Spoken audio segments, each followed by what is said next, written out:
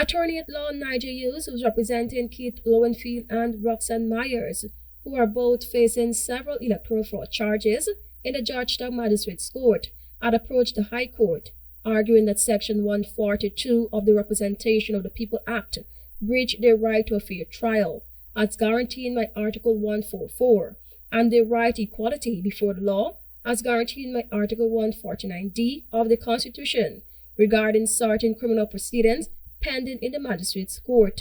Lowenfield and Myers claimed that they needed the deliberations or communications of the Guyana Elections Commission (GCOM) as part of the facilities for the preparation of their defense in the criminal proceedings. As a result, they made an application for the criminal cases to be adjourned, while they filed a constitutional challenge in the High Court. In the High Court, Lowenfield and Myers named the Attorney General and the Director of Public Prosecutions (DPP) in the constitutional action. In dismissing the case, the court agreed with the submission from the AG, the DPP, and GCOM.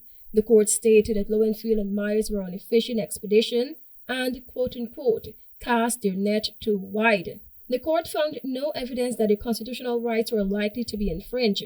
The court also found that the public interest in ensuring that GCOM's deliberations remain confidential overrides whatever constitutional right Lowenfield and Myers enjoy.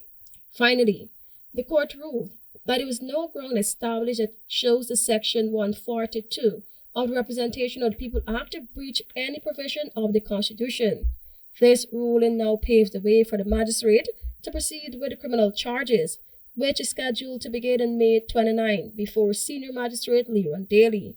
Among those facing charges are former Elections Officer Keith Lowenfield, Deputy Chief Elections Officer Roxane Myers, Clement Mingo, opposition members Paula Lawrence and Carol Smith Joseph, as well as GCOM employees Sherfin Fabry, Enrique Livon, Dennis Bob Cummins, and Mitchell Miller. They collectively face over 20 electoral fraud charges in court. Tiana Cole reporting for the HGP 93 News.